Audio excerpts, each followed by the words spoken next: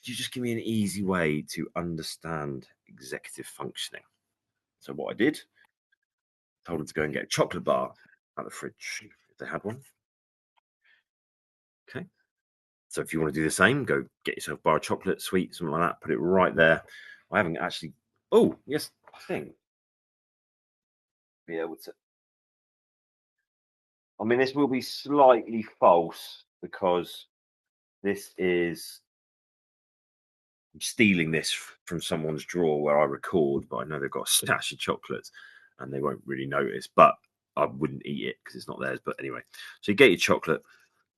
Okay, we think about executive functioning skills that most of us do in the blink of an eye fairly well, fairly regularly, particularly when we're settled. Bearing in mind that with executive functioning takes place in the top part of the brain, the frontal lobe. If you're overwhelmed, stressed, anxious, regardless of neurotype or disorder or diagnosis, whatever you want to call it, executive functioning suffers. So, there's an element of that. But let's just assume that, you have good executive functioning. The first thing you're going to do is open that chocolate. Now, if you've already opened it and ate it, you might want to look at that diagnosis because what you haven't done and what I want you to do now is take a big sniff and don't eat it. Just put it right there. And to carry on not eating it, you'll use your mind brake or your inhibition control. That is step one of all executive functions. Without that, none of the other ones will happen because you've already ate it. And that's where ADHD sits. That's where ADHDers struggle. And I've said it before. I think ADHD is a crap name in some ways because it doesn't include the word impulsivity or inhibition control difficulties. Really, the fact that someone is fidgety is because they don't inhibit that impulse to do it. Loads of us have those impulses. The amount of times I've given live training and I've seen people's feet jiggling under the table, it's because they're regulating themselves. We all need it. Now, what happens for perhaps the ADHD is they regulate by just standing up. Woo, woo, woo! Oh, what's that? And they go over there. So you've got the wandering of the body. If you've got the inhibition control to not eat it, then now obviously I've self-diagnosed and then I am showing inhibition control. Just like anything, it's not that executive functioning isn't possible or there for the ADHD. It's just more difficult and different. And often when they're hyper-focused on something, I'm hyper-focused and passionate and interested in explaining this to you. So all the neurons are firing like fuck in my brain, which is helps me do it. If I was doing admin and that chocolate was there and I was like, I shouldn't eat that chocolate, bugger, it would be very quickly gone, I'd imagine. In fact, my way of dieting is I just don't have stuff in the house because, I can't, I will eat it regardless, even if I'm not tired. It's just there. Bosh, I want it. So step one, executive functioning. Look at the chocolate, don't eat it. Impulse control. Then we've got these other functions that are possible. They don't all happen in a sort of linear way as such. They're kind of depends on the context, the situation. So what I want you to do next with your chocolate is to sort of look at it, smell it, have a think about what it would taste like if you ate it. Oh yeah, chocolatey. I mean, that's like calendar chocolate, so that's gonna be rank. But you might have a lovely like dairy milk, Cadbury's, best chocolate in the world.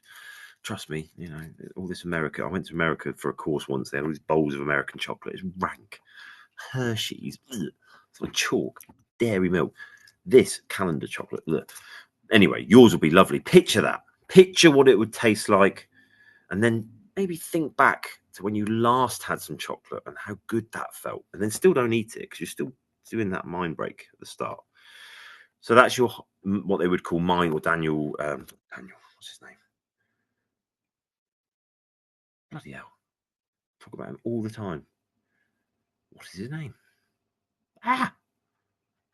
Executive functioning. Doctor something. Bugger.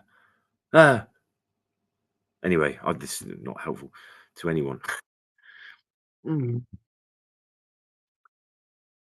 Oh, that's going to really annoy me now. Anyway, he does a great model on executive functioning. You won't be able to find because I don't know his name. I can't remember his name. Anyway, um, uh, this is not good viewing for anyone. Tune in for more Q&As with me trying to remember people's names. Well, anyway, um, he talks about the mind's eye, foresight, hindsight, picturing what would happen if you do something and what has happened when you did something similar.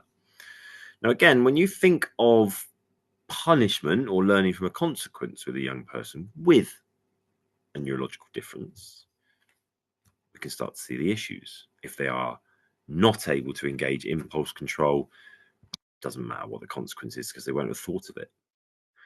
If they maybe put the impulse control on, but they are perhaps autistic and struggle with being out of the moment and picturing the future, thinking about the past in relation to this moment, because that is a dynamic thinking skill, because you're taking present, future, past and sort of working them in together,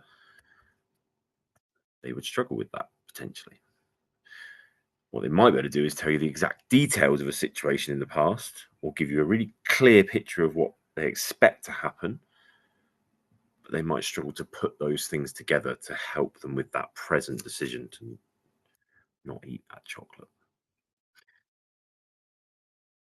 So I guess in context, they might be using it to think about what that would taste like, what it's like last time. That's how I got to engage yours. But really, if the goal is to not eat the chocolate, then they would be remembering that I said that and picturing, I don't know, what they want to look like in the future by not eating chocolate, if that's their goal or whatever. It depends on the context. Mine's voice, self-talk. You're talking to, what is he on about? Why am I not eating this chocolate? Well, he did say that I shouldn't. I want to try and give it a go. I haven't even got bloody chocolate. Maybe I should go and get one. Self-talk, it's way of regulating. It's a way of keeping us on track. Again, difficult and often, I think, quite late to develop in some young people, particularly those on the spectrum, but perhaps happens later on, which can be quite a shock to them. And was to one young man I worked with who was given a mental health assessment because he said he had voices in his head. When I explored that with him, I think it was self-talk. And they were pretty normal voices that we all do to ourselves. He just hadn't maybe noticed them before or focused on them before or even had them before. I don't know. Anyway, tangent back. That's another executive functioning skill. Mine's playground is problem solving. So what I would do, if I say to you guys, right, you're not going to eat this chocolate.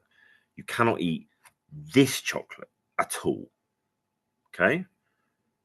So you've looked at it, smelt it, and you're probably using your self-talk, keep it to yourself, to call me an arsehole right now. Even a little lick, I'm going to have to eat it now because, it does look, taste, smells rank. Challenge chocolate. Is you can't eat that one, but you might really fancy some chocolate. And you might have worked out through my overemphasizing, I didn't say you couldn't eat another bit of chocolate you have over there or another one in the packet. So you've problem solved. You can't have this way. I'm going to get it that way. And actually, in terms of just development of self, of people, and I think especially young people, I think that's a very variable skill across all neurotypes and all young people, and actually something that we should be more real life with in our teaching to young people, because it's often we teach them how to problem solve in maths, in English, but what we don't do is teach them how to problem solve people and life situations, and themselves, which we should be. That's another topic for another time. Now I'm gonna eat this fucking chocolate out.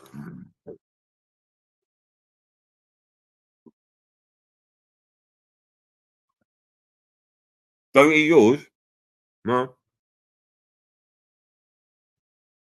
you only pass this test. You only understand executive functioning. It's actually all right. Lovely. You don't eat your chocolate. You're probably feeling a little unsettled, aren't you? A little anxious, a little annoyed, angry, stressed, aggressive. Luckily, you haven't turned me off, thrown this out of the way, and hopefully haven't gone, fuck you, I'm eating the chocolate. Because you've used your emotional break.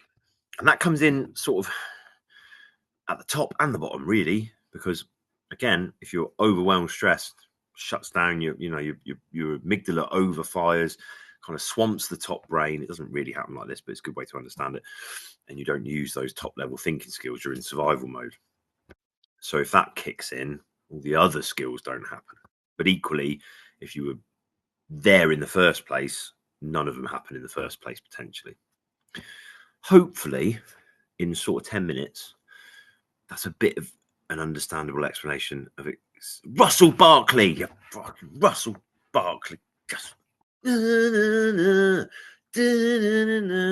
People are going to have to start turning up to these because it could get really weird otherwise. But yeah, Dr. Russell Barkley and his executive functioning model is probably better than mine because he made it, well, talked about it, but he didn't use the chocolate, so I did.